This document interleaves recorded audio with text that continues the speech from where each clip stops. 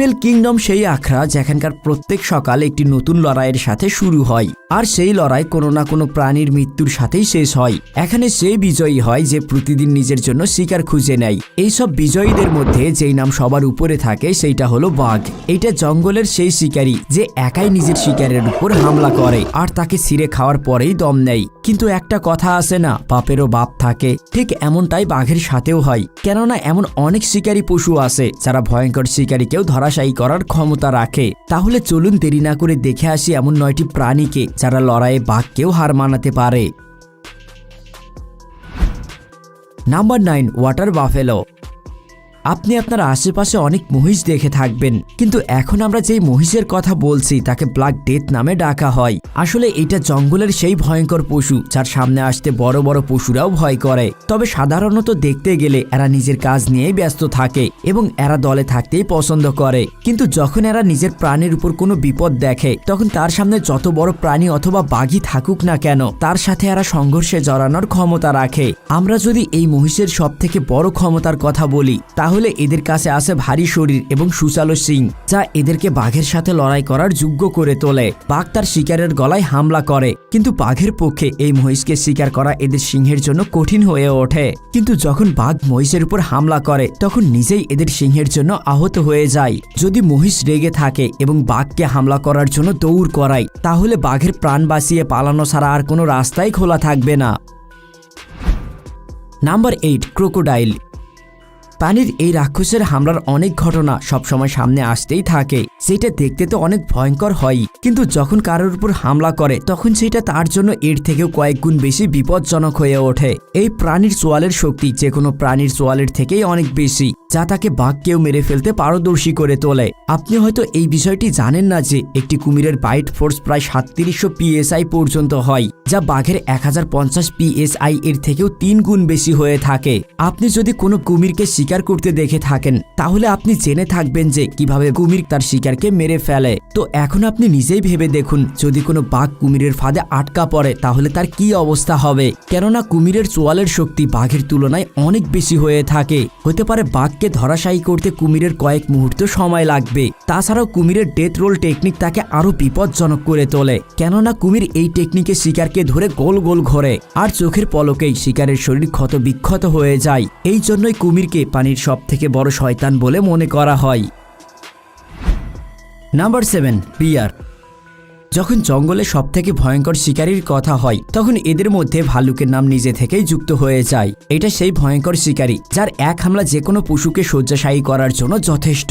আর এই কারণেই সিংহ এবং বাঘের মতো বন্য পশুরাও এর সামনে আসতে কয়েকবার ভাবে। আসলে কোনো ভাল্লুককে যেই জিনিসটি সব থেকে বেশি ভয়ঙ্কর করে তোলে সেটা হলো তার মজবুত চোয়াল, ভারী শরীর আর শিকারকে ছিঁড়ে ফেলার জন্য তার তীক্ষ্ণ নখ। নিজের এই হাতিয়ারের সামনে যখন সে নিজের শত্রুর সামনে যায় তখন লড়াই করার আগেই শত্রু পরাজয় মেনে নেয়। আর যদি বাঘের কথা বলা হয় তাহলে তার কাছে নিজের শিকারকে ধরার জন্য মজবুত থাবা রয়েছে। অন্যদিকে ভাল্লুকের কাছে বড় এবং ধারালো নখ রয়েছে যা বাঘকে টক্কর দেওয়ার জন্য যথেষ্ট। শুধু তাই না, ভাল্লুক তার বিশালাকার শরীর দিয়ে বাঘকে সহজেই হারিয়ে দেওয়ার ক্ষমতা রাখে। আপনার হয়তো এই বিষয়টি অদ্ভুত লাগবে, কিন্তু মানুষের উপর হামলা করার বিষয়ে ভাল্লুক অনেক এগিয়ে রয়েছে। Number 6, elephant. আপনি হয়তো প্রায়ই বাঘের ভয়ঙ্কর হামলা সম্পর্কে শুনে থাকবেন, বিশেষ করে সুন্দরবনে প্রায়ই বাঘ মানুষের উপর হামলা করে। এটা সেই শিকারী যে একাই শিকার করতে পছন্দ করে, আর বড় হোক অথবা ছোট সে কোনো শিকারকে হাতছাড়া করে না। আর এই কারণেই অনেক বন্য প্রাণী এদেরকে দেখতেই নিজের রাস্তা পরিবর্তন করে নেয়। কিন্তু যখন এদের সামনে কোনো হাতি চলে আসে তখন এদের শক্তি অনেকটাই কমে যায়। কেননা যদিও বাঘ একটি বড়, ভয়ঙ্কর এবং চঞ্চল পশু, কিন্তু হাতির বিশালাকার শরীরের সামনে এরাও কোনো বাচ্চার থেকে কম নয়। তবে আমরা গৃহপালিত হাতিগুলোকে অনেক ভালো আচরণ করতে দেখেছি, কিন্তু আপনি যদি জঙ্গলের জঙ্গলি হাতিগুলোকে দেখেন তাহলে এরা শুধু আক্রমণাত্মকই নয় বরং ভয়ঙ্করও হয়। আর এই হাতিগুলো যে কোনো বাঘকেও মেরে ফেলার ক্ষমতা রাখে। যদি হাতির ওজনের কথা বলি তাহলে এরা প্রায় 6000 কেজি পর্যন্ত হতে পারে। অর্থাৎ যদি কোনো লড়াইয়ের সময় হাতি কোনো বাঘের উপরে পড়ে যায় অথবা বাঘের উপরে বসে পড়ে তাহলে বাঘের ভর্তা বের হতে বেশি সময় লাগবে না। Number 5, rhinoceros. ভালো করে দেখতে গেলে বাঘ নিজেই কোনো বড় এবং ভারী পশুর থেকে কম নয়, কিন্তু যখন গন্ডারের কথা হয় তখন বাঘও তাদের সামনে ভিজা বিড়াল হয়ে যায়। কেননা গন্ডার জঙ্গলের সেই দানব যার সামনে আসতে জঙ্গলের প্রত্যেক প্রাণী থরথর করে কাঁপতে থাকে। গন্ডারের এই শক্তিশালী সিং তো তাকে ভয়ঙ্কর করে তোলেই, কিন্তু তার পাশাপাশি আরও একটি জিনিস তাকে আরো ভয়ঙ্কর করে তোলে, সেইটা হলো তার মজবুত সিং। আসলে গন্ডারের এই সিং অনেক মজবুত এবং সুচালো হয়, যা যে কোনো পশুর পেট চিরে এপার ওপার হতে পারে। তবে সাধারণত এই পশুকে জঙ্গলে নিজের সাথীদের সাথে ঘুরে বেড়াতে এবং ঘাস খেতেই বেশি দেখা যায়, কিন্তু যখন এদের মনে হয় এদের দিকে কোনো বিপদ এগিয়ে আসছে তখন এরা তৎক্ষণাৎ অ্যাক্টিভ হয়ে যায় এবং শিকারী পশুর উপর হামলা করে দেয়। এদের এই হামলা এতটাই শক্তিশালী হয় যে এদের সাথে ধাক্কা লাগার পরেই পশুরা তাদের প্রাণ ভিক্ষা চেয়ে পালিয়ে যায়। এই গন্ডারদের ওজন প্রায় 2000 কেজি পর্যন্ত হতে পারে। অন্যদিকে এদের বাইট ফোর্স 1000 PSI। এখন আপনি নিজেই অনুমান করে নিন এরা বাঘের কি অবস্থা করতে পারে। নাম্বার 4, গৌর। গৌরের নাম বাঘকে হারানো পশুর তালিকায় কেন রাখা হয়েছে, এইটা তো তার শরীর দেখে আপনারা বুঝতে পারছেন। কোনো পালোয়ানের মতো দেখতে এই দানব বাস্তবেও খুব শক্তিশালী, আর যখন এরা নিজের পুরো শক্তি দিয়ে হামলা করে তখন এদের সামনে থাকা পশুর কোনো রক্ষা নেই। আপনাদেরকে জানিয়ে রাখি, ওজনের তুলনায় এরা বাঘের থেকে অনেক এগিয়ে রয়েছে। বাঘের ওজন যেখানে 300 কেজির কাছাকাছি, সেখানে গৌরের ওজন প্রায় 700 থেকে 1000 কেজি পর্যন্ত হয়ে থাকে। এছাড়াও গৌরের সাথে আরো একটি প্লাস পয়েন্ট রয়েছে, সেটা হলো তার লম্বা, সুচালো এবং মজবুত সিং, যেটা যে কোনো বিপদে এদেরকে লড়তে সাহায্য করে। এরা যদি এদের মজবুত শরীর এবং বিপজ্জনক সিং দিয়ে কোনো বাঘের উপর হামলা করে তাহলে বাঘকেও এরা সহজেই হারাতে পারবে। তবে এই পালোয়ানের সম্পর্কে আপনার কি মনে হয় সেটা অবশ্যই কমেন্টে জানাবেন। Number 3, lion.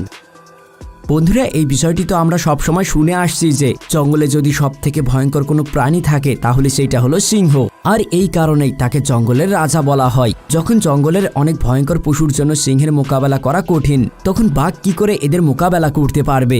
সিংহ জঙ্গলের সেই শিকারী পশু, সে যে কোনো এলাকাতে পা রাখতেই সেখানে নিস্তব্ধতা ছেয়ে যায় আর সকল দিকে ভীতিকর অবস্থা তৈরি হয়ে যায়। আর এমন অবস্থায় সে যদি গর্জন করে তাহলে প্রত্যেক পশুর আত্মা পর্যন্ত কেঁপে ওঠে। সিংহ নিজের শিকারকে দেখা মাত্রই তার উপর ঝাঁপিয়ে পড়ে আর তাকে ততক্ষণ পর্যন্ত ছাড়ে না যতক্ষণ না তার প্রাণ চলে যায়। আমরা যদি সিংহ এবং বাঘের লড়াইয়ের কথা বলি তাহলে বাঘ তার শিকারের গলায় কামড়ে ধরে, কিন্তু সিংহের লোমের কারণে তার এই টেকনিক কাজ করবে না। অন্যদিকে সিংহ যখন বাঘের উপর হামলা করবে তখন তার থেকে বাঘের বেঁচে ফেরা একটু কঠিন হয়ে যাবে, কেননা সিংহ সবসময় দলবদ্ধভাবে থাকে আর দলের সবাই যদি বাঘের উপর হামলা করে তাহলে বাঘের মৃত্যু নিশ্চিত। নাম্বার 2, পর্কিউপাইন। এই প্রাণী দেখতে যতটাই ছোট হোক না কেন এরা অনেকটাই বিপজ্জনক। এই প্রাণীর কার্যক্রম তাকে আরো বিপজ্জনক করে তোলে। এখন হয়তো আপনি ভাবছেন এমনটা কেন, তো আপনাকে জানিয়ে রাখি যে এই ছোট প্রাণী শারীরিক গঠনে কিছুটা এই রকম যে সিংহ এবং বাঘের মতো পশুও এইটাকে কামড় দেওয়ার আগে 10 বার ভাবে। এই সজারুর পুরো শরীরে সুচালো কাটা থাকে, যা এতটাই ধারালো এবং ভয়ঙ্কর হয় যে যখনই কোনো বিপজ্জনক পশু এদেরকে ধরার চেষ্টা করে তখন তারা নিজেই আহত হয়ে যায়। আসলে যখনই কোনো শিকারী এই পশুকে ধরার চেষ্টা করে তখন এরা তাদের কাঁটা সোজা করে নেয় আর এই কাঁটা সোজা শিকারীর শরীরে ঢুকে যায়। সজারুর এই কাঁটা এতটাই মারাত্মক হয় যে যেই পশুর শরীরে এদের কাঁটা বিঁধে তাদের মৃত্যু পর্যন্ত হয়। বাঘও এদেরকে খুব কম শিকার করে, কেননা বাঘের পক্ষেও এদেরকে শিকার করা কঠিন হয়ে যায়। Number 1, tiger.